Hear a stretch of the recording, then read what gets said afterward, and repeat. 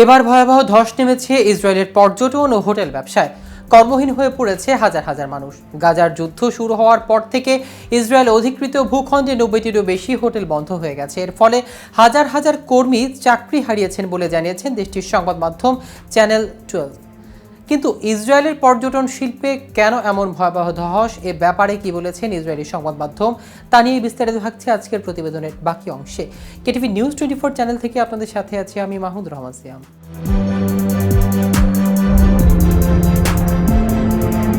শনিবার ইসরায়েলি সংবাদ মাধ্যমগুলো জানিয়েছেন দীর্ঘস্থায়ী সংঘাতের কারণে পর্যটন ও হোটেল ব্যবসায় মারাত্মক অর্থনৈতিক মন্দা দেখা দিয়েছে। চ্যানেল 12-এর প্রতিবেদনে উদ্বেগজনক তথ্য উঠে এসেছে। সেখানে বলা হয়েছে 2023 সালের 7 অক্টোবর থেকে শুরু হওয়া সংঘাতের পর অধিকৃত ভূখণ্ডে প্রতি 5টি হোটেলের মধ্যে একটি বন্ধ হয়ে গেছে। গাজার যুদ্ধের প্রভাবে ইসরায়েলি হোটেল বন্ধ হওয়ার হার 20% ছাড়িয়েছে। এর পাশাপাশি বিদেশি এয়ারলাইন্সগুলোর ফ্লাইট বাতিল হওয়ার কারণে দেশটির অর্থনীতির বিভিন্ন খাত আরও ক্ষতিগ্রস্ত হয়েছে। চ্যানেল 12 জানিয়েছে এতে পর্যটন খাতের উপর নির্ভরশীল হাজার হাজার পরিবার এখন নতুন কর্মসংস্থানের সন্ধানে রয়েছে।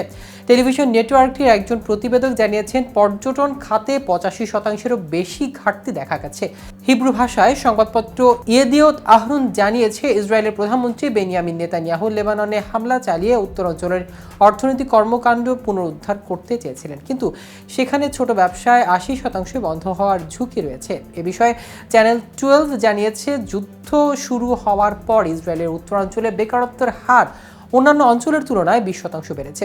এদিকে জেরুজালেমে পোস্টের তথ্য অনুযায়ী গাজা উপত্যকায় সামরিক আগ্রাসনের পর থেকে ইসরায়েলি পর্যটন খাতে প্রায় 5.25 বিলিয়ন মার্কিন ডলার ক্ষতিগ্রস্ত হয়েছে। ইসরায়েলি প্রশাসনের দাবি, গাজা ও লেবাননের ওপর যুদ্ধ পরিচালনার খরচ এখন পর্যন্ত 60 থেকে 70 বিলিয়ন মার্কিন ডলার ছাড়িয়েছে। তবে ইসরায়েলি অর্থনীতিবিদ জ্যাকব শেইনিন জানিয়েছেন যুদ্ধের মোট ব্যয় 120 বিলিয়ন মার্কিন ডলার পৌঁছাতে পারে, যা প্রশাসনের মোট দেশজ উৎপাদনের 20% সমান।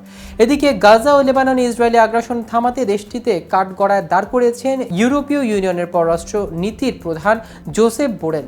যুদ্ধ অপরাধের দায়ে ইসরায়েলের ওপর নিষেধাজ্ঞার আহ্বান জানিয়েছেন তিনি। ইসরায়েলের প্রতি ইইউ ব্লকের দৃষ্টিভঙ্গির কঠোর সমালোচনা করেছেন এই শীর্ষ ইউরোপিয়ান কূটনৈতিক।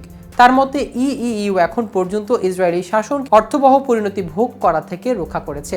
গাজা এবং লেবাননে আন্তর্জাতিক আইন লঙ্ঘন করেছে ইসরায়েল। এ কারণে ইসরায়েলের ওপর আমদানি নিষেধাজ্ঞা ও দেশটির সরকারের সাথে রাজনৈতিক সংলাপ স্থগিত করা উচিত, এমন প্রস্তাব দিয়েছেন তিনি। তার মতে ব্লকের দৃষ্টিভঙ্গি পরিবর্তন করতে হবে। ইউরোপীয় ইউনিয়নের পররাষ্ট্রনীতির প্রধান সেই সঙ্গে বলেছেন স্বাস্থ্যসেবা কর্মীদের উপর হামলা আন্তর্জাতিক মানবিক আইনের গুরুতর লঙ্ঘন, সংঘাতপূর্ণ অঞ্চলের চিকিৎসা কর্মীদের সুরক্ষা আলোচনাযোগ্য। সেই সঙ্গে বোরেল ইইউ বালবেকের কাছে ইসরায়েলি হামলায় 12 প্যারামেডিকদের হত্যা তীব্র নিন্দা করেছেন। তার এমন প্রতিবাদের পর ইইউ এর পররাষ্ট্র বিষয়ক কাউন্সিলর আগামী সপ্তাহে বোরেলের প্রস্তাব নিয়ে আলোচনা করবেন। দর্শক, আজ এ পর্যন্তই। সারা বিশ্বের নিত্য নতুন সকল আপডেট পেতে কেটিভি নিউজ 24 এর সাথে থাকুন। ধন্যবাদ সবাইকে।